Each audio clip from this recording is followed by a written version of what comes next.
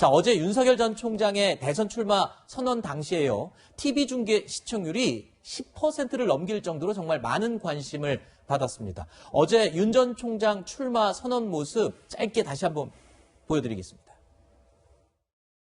정권 교체라는 국민의 열망에 부응하지 못하면 국민과 역사 앞에 씻을 수 없는 죄를 짓는 것입니다.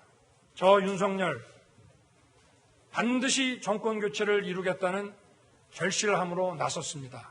정권 교체로 나라를 정상화시키고 국민이 진짜 주인인 나라를 만들어야 한다는 그 생각을 같이 하는 모든 사람들이 힘을 합쳐야 합니다.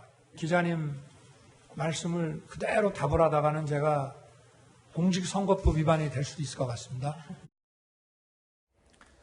윤 전 총장의 16분 동안의 연설문을 분석해 봤더니 정권 교체라는 말을 8번, 공정과 상식 이 단어들을 각각 9번, 8번 언급을 했습니다. 대선 출마를 선언한다, 나를 지지해달라 이런 직접적인 표현은 없었지만 이 정권 교체 그리고 대권 도전에 대한 의지가 명확히 드러나는 내용의 연설문이 아니었나 이렇게 분석이 가능할 것 같습니다. 자, 어제 윤 전 총장의 대선 출마 선언문, 기자 질의응답을 제외한 선언문만 보고서는 어떤 점이 가장 인상적이었습니까?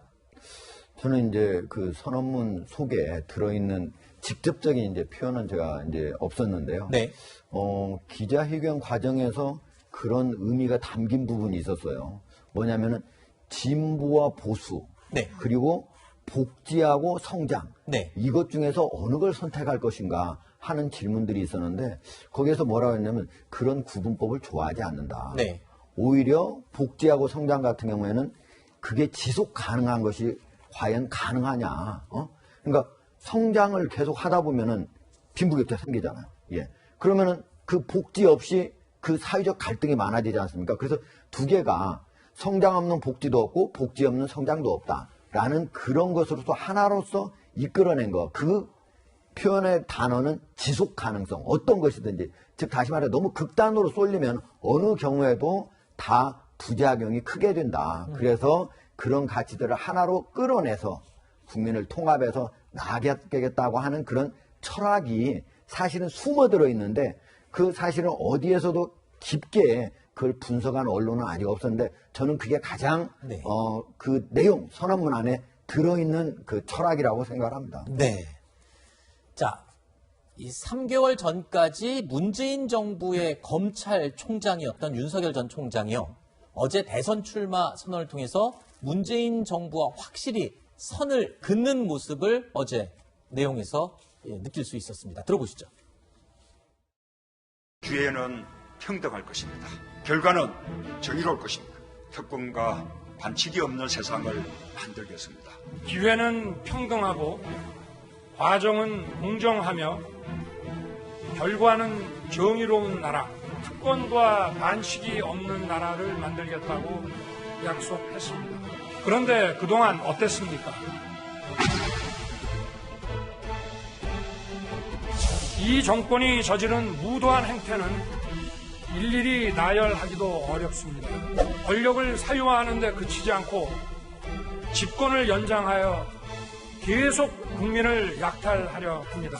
자유가 빠진 민주주의는 진짜 민주주의가 아니고 독재요 혁신을 기대한다는 것은 망상입니다. 자, 어제 들으신 것처럼 그리고 조금 전에 다시 들려드린 것처럼 약탈, 독재, 망상 등의 표현들이 나왔습니다.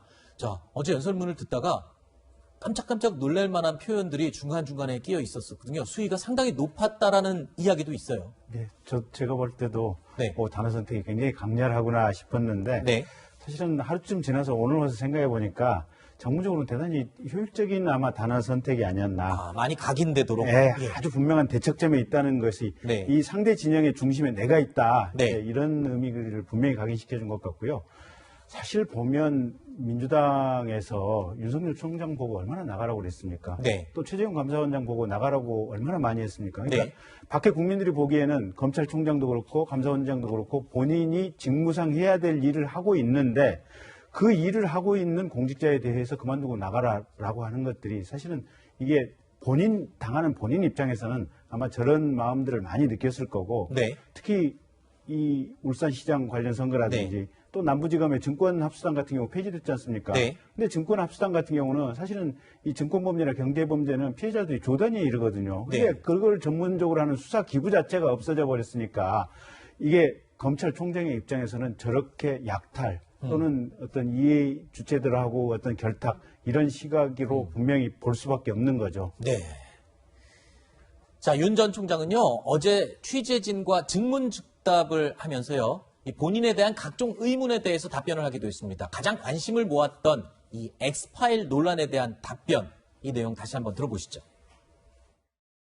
국민 앞에 공직자, 그것도 선출직 공직자로 나서는 사람은 저는 그 능력과 도덕성에 대해서 무제한 검증을 받아야 된다는 입장을 가지고 있습니다. 그러나 그런 검증은 어떤 합당한 근거와 팩트에 기초해서 이루어지는 것이 맞다고 생각하고, 만약에 이것이 어떤 출처불명의 또 아무 근거 없는 일방적인 마타도를 시중에 막 유포를 한다든가 하면은 이거는 국민들께서 다 판단하실 것으로 생각합니다.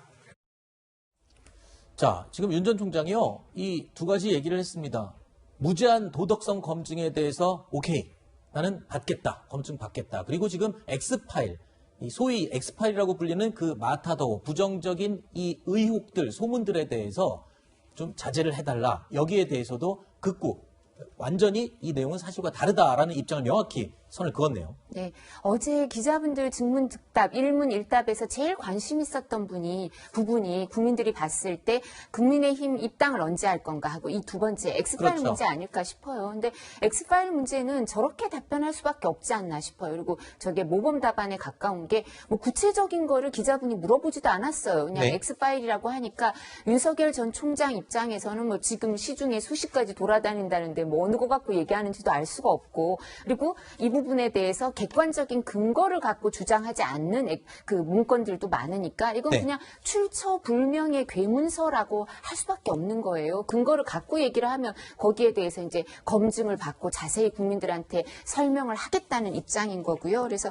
여기에 대해서는 아주 원칙적이고 그리고 본인이 할 수 있는 최선의 답을 한 게 아닌가 싶습니다. 네.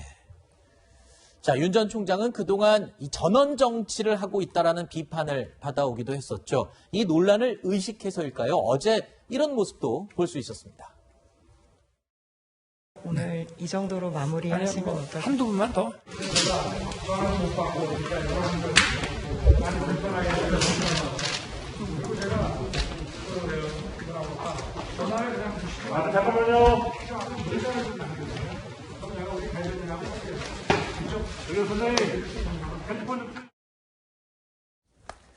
자, 이 법조 출입을 했던 기자들 사이에서는 윤 전 총장이요, 검사 시절에 기자들의 전화에 응답 그리고 콜백을 굉장히 잘 해주는 인물로 많이 알려져 있다고 하는데, 최근에 이 기자들과의 통화가 많이 원활치 못했다는 점, 이 부분을 사과하는 모습도 볼 수 있었고요.